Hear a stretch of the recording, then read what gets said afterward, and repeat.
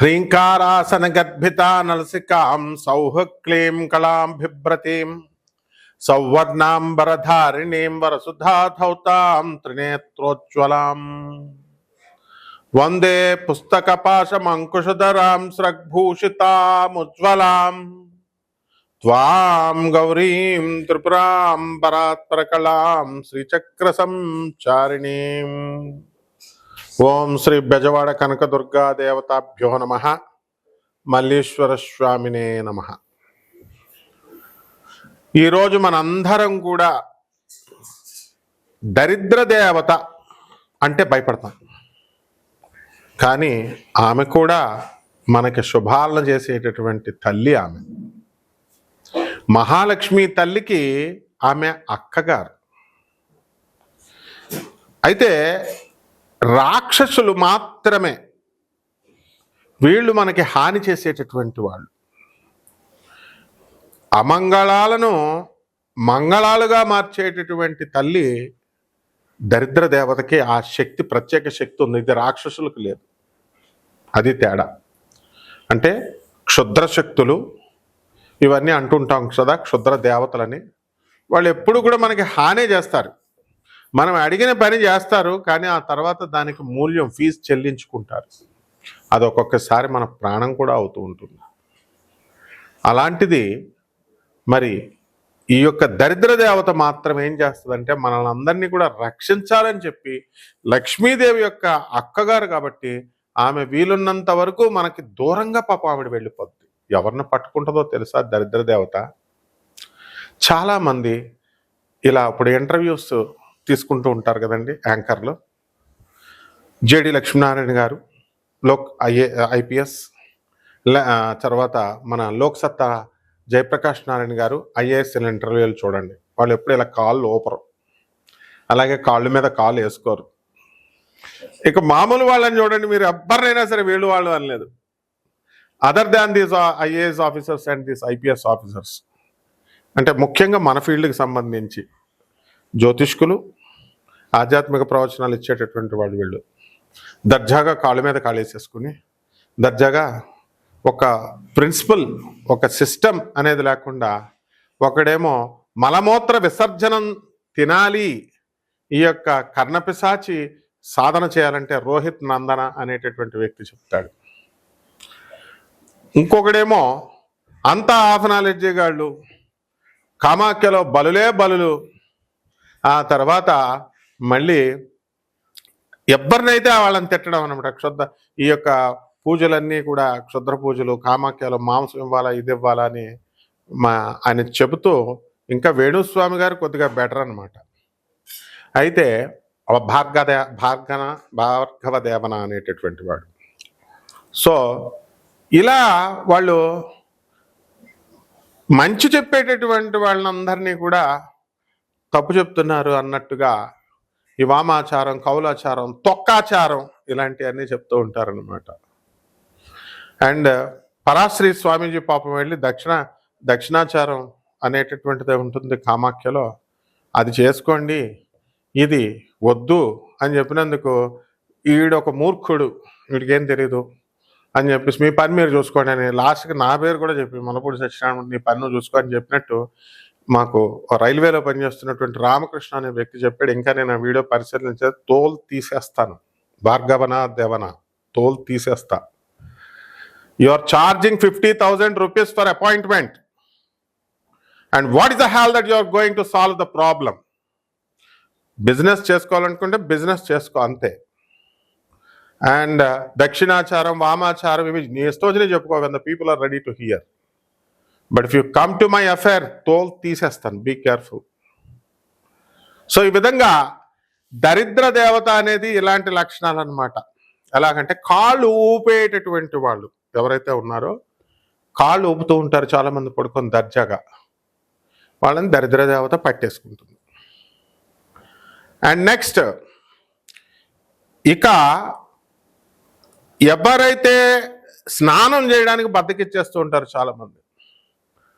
హాస్టల్లో పిల్లలైతే బాబాయ్ పొద్దున్నే లేవాలా, చలి స్నానం చేయాలా అని చెప్పేసి చాలామంది బద్దకిస్తారు. అమెరికాలో వాటర్ ప్రాబ్లం తక్కువగా ఉందని బద్దకిచ్చేస్తూ ఉంటారు. అయ్య బాబాయ్ వేడి నీళ్ళు లేవని చల్లనీళ్ళు పుడుక్కుమని పోసుకుని పుడుక్కుమని వచ్చేస్తూ ఉంటారు. సో ఇది కూడా దరిద్ర దేవతకి ఒక స్థానం అయిపోతుంది.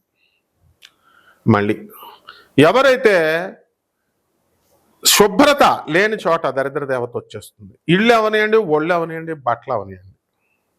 అలాగే బట్టలు కూడా మనకి ఎప్పుడు కూడా పరిశుభ్రమైనటువంటి వస్త్రాలు ధరించాలన్నారు. హెయిర్ కూడా చాలా ఎప్పటికప్పుడు కట్ చేసుకుని షార్ట్గా ఉంచాలి. అందుకని మిలిటరీ ఆఫీసర్స్ చూడండి, వాళ్ళంతా షార్ట్ వేసుకుంటారు. అంటే అదే జుట్టు దరిద్రం అనమాట. అలాగే గబ్బిలాలు రాకూడదు ఇంట్లోకి. అండ్ ఈ చెడు వాసన రాకూడదు. చాలామంది బ్రాహ్మణ ఇళ్లలో నేను చూశాను. మహాలక్ష్మి గారని ఒక 4th ఫేజ్లో బ్రాహ్మణులు నా చిన్నప్పటి నుంచి ఉండేది. వాళ్ళు పూజారులే, గుళ్ళో పూజారులే. ఆ బట్టలు విప్పేసినటువంటి బట్టలు చీరలు ఉతుకుదాంలే అని బాత్రూంలో అక్కడ పడేసి వారం కాదు కదా 10 రోజులు అక్కడ ఉంటుంది, పురుగులు, తెల్ల పురుగులు వచ్చేస్తాయి అక్కడ.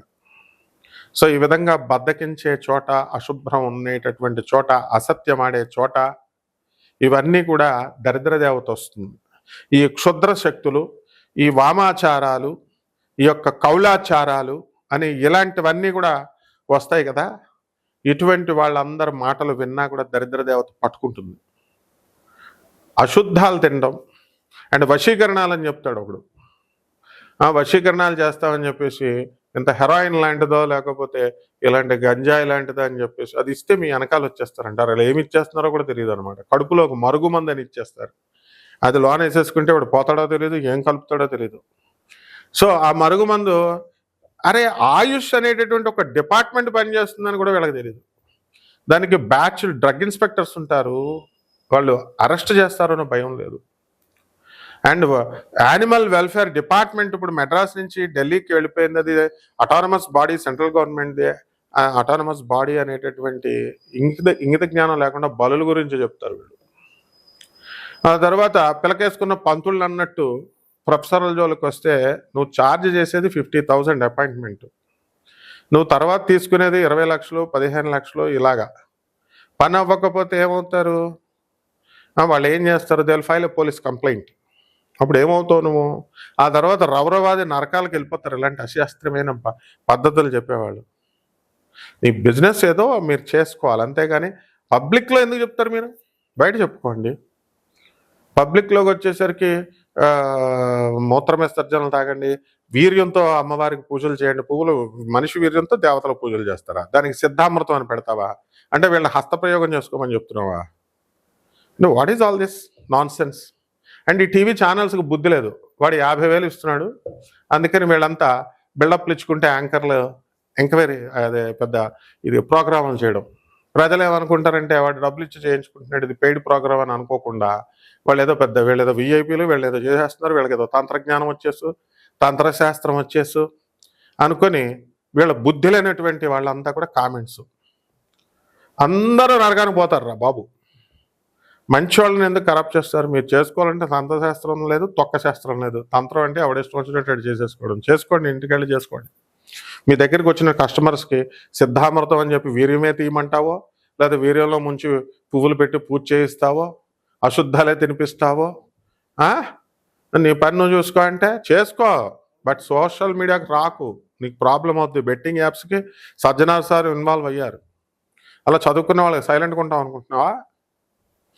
సో ఈ విధంగా ఈ యొక్క దరిద్ర దేవత లక్షణాలమ్మ. ఇలాంటి వాళ్ళ మాటలు విన్నా, ఇలాంటి చేష్టలు చేసిన, అశాస్త్రీయమైనటువంటివి, అవైదికమైనటువంటి పనులు చేసినా పట్టుకుంటుంది.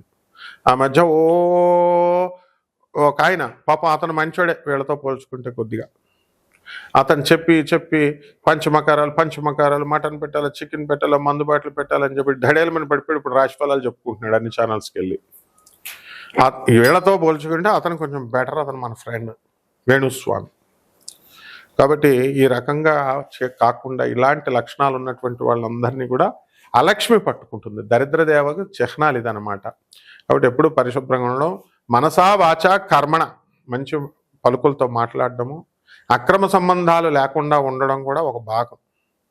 అధర్మ కార్యాలు, ఇతరులని కబ్జాలు చేసేయడాలు, ఇతర బలహీనుడి మీద పడి బలహీనుల స్థలాల్ని, వాళ్ళ ఆస్తుల్ని కబ్జాలు చేసేటటువంటి వాళ్ళంతా కూడా బెడ్ రిడెన్ అయిపోతారు. అంతా మహా ఉంటే ఎంతకాలం ఉంటారయ్యా మీ ఆరోగ్యాలు? మహా ఉంటే 30 సంవత్సరాలు ఉంటుందేమో. ఆ తర్వాత ముసలాళ్ళు అవరా, బెడ్ రిడెన్ అవరా? కానీ మహాకాళ్ళు అంటున్నారు. మహాకాళుడు ఊరుకుంటాడా? తాట తీసేస్తాడు. కాబట్టి ఈ దరిద్ర దేవత పట్టుకునే లక్షణాలంటే ఏయో అనుకోకుండా ప్రాక్టికల్గా ఇవేనమ్మా.